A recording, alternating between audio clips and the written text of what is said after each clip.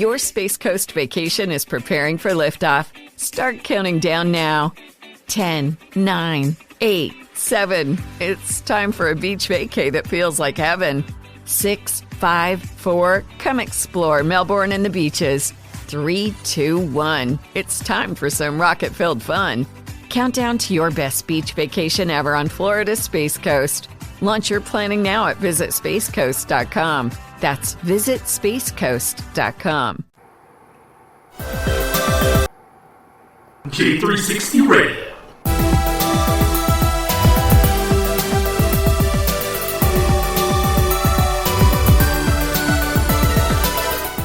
Hello, J360 Legion, and welcome to a J360 Mini Bite hosted by J.M. Brady. I am your host, J.M. Brady. You know something? It's a very interesting time, isn't it? Oh, God. Oh, who am I kidding, man? Jeez, 2020. Look, like I said, 2020, if anything, is a festering boil that sits on not just America, but the entire Earth's tip. And she is pulsating and leaking before our very eyes. Look, this would be the time for me to tell you, hey, it's mini bite time and let's get into it. This is going to be an interesting week, but man, not at all. Like, I had plans for you guys too. Like, you know, we were going to go back to schedule and everything. No, we're going to have to use alternative schedule this week. But, no. See, the reason why this episode was pushed today is because I needed to see the debate. I needed to see what was going to happen regarding the first ever face-to-face verbal matchup between two old, tired gentlemen that should not even be in the presidential seat right now. And you know what? It didn't disappoint because, my God, man. Or actually, I should say, my damn. It was sad. And I mean, like, look, a lot of people, whether you like Joe Biden or you hate Joe Biden, the thing is that Joe Biden actually looked pretty good during that whole thing. And I'm going to say this, why? Because I know a lot of y'all have your problems with him. From all the sleepy time Joe, all the creepy Joe Biden, the feeling through the hairs and all that stuff, or whatever he said about the little kids pulling the hairs on his legs. Yeah, he says a lot of wild stuff. But if you look at what currently is in office right now, that monster that should have stayed in its cage over in Trump Tower, you'll realize this, right? No matter how creepy or messed up Joe Biden is, he ain't on the same level as old Uncle Trump over there. Something about him is just awful. I didn't think he could get worse, but yeah. I mean, not only that, some people are crazy enough to say that he came out swinging. Some people are crazy enough to say that, oh, Trump had that one. I guess when you're over talking somebody left and right and not really paying attention to the issues, you know damn well that he looked awful, above and beyond awful. When it comes to a debate, one, you're supposed to stick to the subject that's being talked about. Two, you're not supposed to try to hurt the other person. You're supposed to go ahead and have a point to what you're saying. It reminds me of that scene from Billy Madison. At no point in that whole fiasco was any clearance made. There was nothing clear. Everyone is now dumber after hearing what he had to say. But there is one important thing that came out of that. When Biden said the one thing that I'm sure that me and any other, smart, average, even the most minuscule person out there, walking around would say. You know what I mean? Or inebriate it. For over 3.5 years and then some of this nonsense. Will you shut up, man? That was the best thing. It was like, thank you. Finally, somebody told him, because Lord knows the Republican Party wasn't going to. Lord knows that the people in the House of Representatives are always thinking it, but never said it accurately. Whereas this gentleman here, this decent gentleman, as like what a lot of people during the DNC said about him. I've never met Biden myself, but someday I may get that chance. But here's the funny part. He went ahead and just said that. And I'm sure everybody had a sigh of relief and said thank you. Thanks a lot. My God. I mean, like, couldn't even say anything about any pertaining issues. And all this other crap came out. Woodwork here, woodwork there. And it's just like, no. No. This is a debate. Come on now. Or it's supposed to be. But it was like looking at two very, very old children just fighting over the last graham cracker. And I'm sitting there thinking this. I'm like, I took time off the mini bites for this. Because I love doing this show. But then it's like, you can't expect any different, really. Like, sometimes you look at Joe Biden and you're like, wondering, okay, he's long-winded. He's not going to stop. What is he talking about? Things like that. You know what I'm saying? You'll sit there and be like, oh, okay. You see it. But then there's times where he's on point, and when he is on point, it'll catch you off guard. That's one of those blinker you miss it kind of things. But, I gotta look at him and be like, all right, okay, sure. And if you look at his past, you'll be like, oh, okay, well, he made some mistakes here, made some mistakes there. Oh, he didn't see the ramifications of what this would be. Yes, there are problems here. And no politician is ever clean, especially a career politician, or especially somebody has a track record like Joe Biden. But when you realize that somebody on the other side of the spectrum does not know how to shut up, does not know how to really just be quiet, doesn't bring out the facts that the people need, and then pretty much is pretty much cannot like condemn white supremacy, which by the way, it's like that is the easiest thing to do. Matter of fact, shout outs to Chris Wallace, because he's probably one of those rare few conservative journalists that I kind of respect to a point, because he'll be about the issue and the decorum and all, whereas anything else is just ugh. Cause I remember one time he did another interview with Trump, and he made sure he kept that man on page and on point about things. Because a lot of other journalists are either too scared or just like, oh, I don't want to deal with him. You know what I'm saying? And then like just sitting here watching this, and it's like, that man gonna need therapy. Yeah, like Chris Wallace is like, oh my God, no. I need to put you in your corner. I mean, he held on, though. So you got to give that man some respect. I know how some of y'all feel about these people, but it's the truth. This is what's actually happening in real life now. This is not a movie. This is real.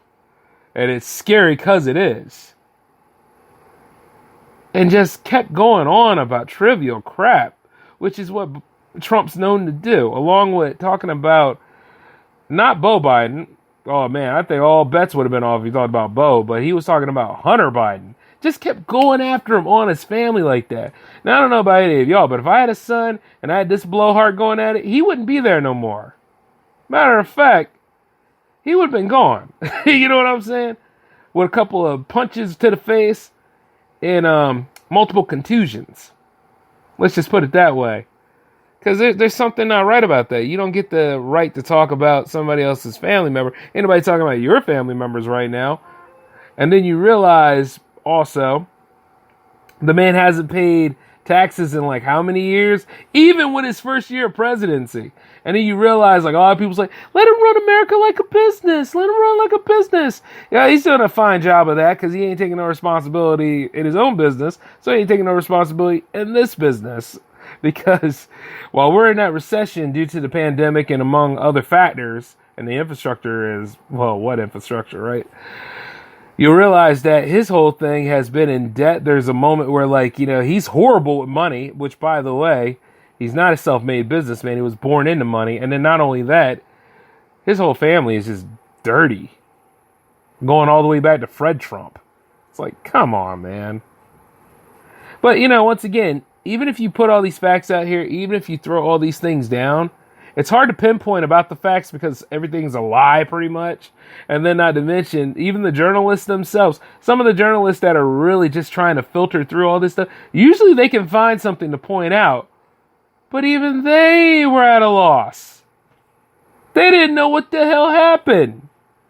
And not only that, everybody's saying it was an S show, including me. I said the same thing. But it's like this. Was it really? I mean, technically, we've seen this before.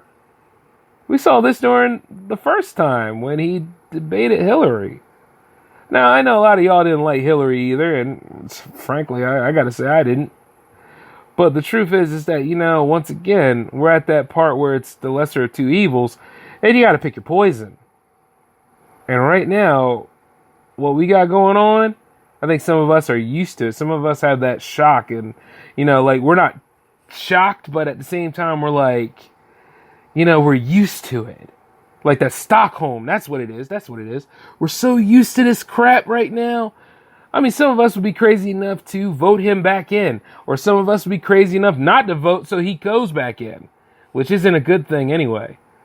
Part of this is, and, I usually say it for the J-Man show, you got to be prepared for this. Because they're doing whatever they can to try to keep... Some people are benefiting off of this, and they're not you or me. And they want to keep this stuff going on. I mean... Why not? Why not live in a world with no responsibilities? Why not live in a world if you're like a multi-billionaire and you make more multi-millions because guess what? You're not being taxed for anything. There are rich people out there who want to be taxed, believe it or not. But once again, we don't pay attention to that side of the argument, right? You know what I'm saying? And then what about all the small business owners out there? What about the ones that, are doing what they can, trying to get their careers right, try to make a livable wage doing what they love to do, because they don't want to work at a 9-to-5 or a retail job and help somebody else go ahead and make that $250,000 to the point where they're exhausted or broken down, where they want to be the next big Jeff Bezos or whatever. Or not even that, financially well off and have an empire of their own. And I'm one of those. You know what I mean? It's just like after a while, they ain't thinking about us. But at the same time, you would like to see that there was a way that you can make things count. And that if you're tired of everything, you go and you fight for the change. Whereas you see a lot of people that are angry at protesters, angry at all this, instead of doing the right thing. Because one way or another, the media will tell you, oh, how can we make changes? And then you got these people in office because you don't want to vote. And the same stuff keeps happening because nobody's taking action about it. We do it by the right means, but they try to tell us that it's not the right means because they are afraid of conflict. And they're so afraid of conflict. They're so afraid of all this, but they still keep messing with people. And I don't mean messing with people. I mean jeopardizing their livelihoods, trying to destroy their dreams and stuff, trying to go ahead and find a way to just say, your standard of living, I don't like that. I want to go ahead and take it away from you. And we go ahead and we look at it, and we get hit with bread and circuses and all these other things to distract us. And Trump's a good man at distracting us. That's what he's a good man about. He's a good man at lying, giving us snake oil. This is why, at the same time, while we have the rights to vote and all, we need to vote.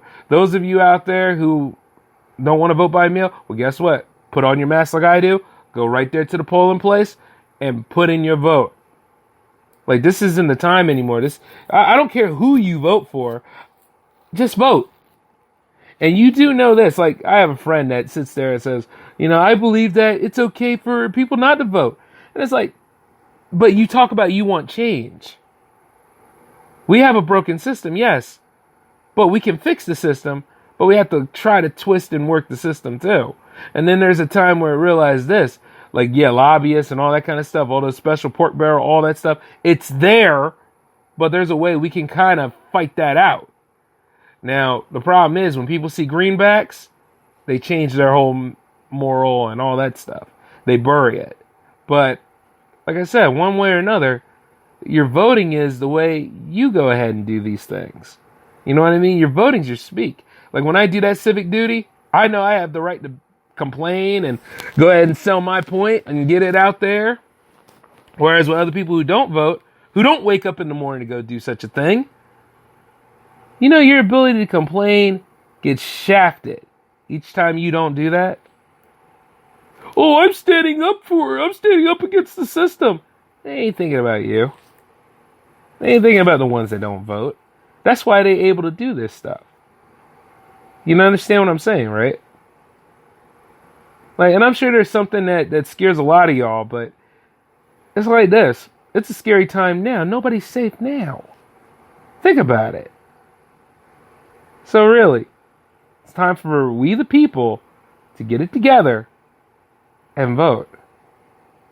It's important. Because the future is very bleak right now. And I'm not going to tell you who to vote for. That's your call. But if anything else, if you like this crap going on, or if you don't want this crap to go on anymore, you might as well vote. All right? Well, the J-Man show is happening tomorrow, and I got to get up out of here because I think I just crossed the 15-minute mark. So I'm going to get going, and I'll see you all later on, okay? J-Man signing off. Peace.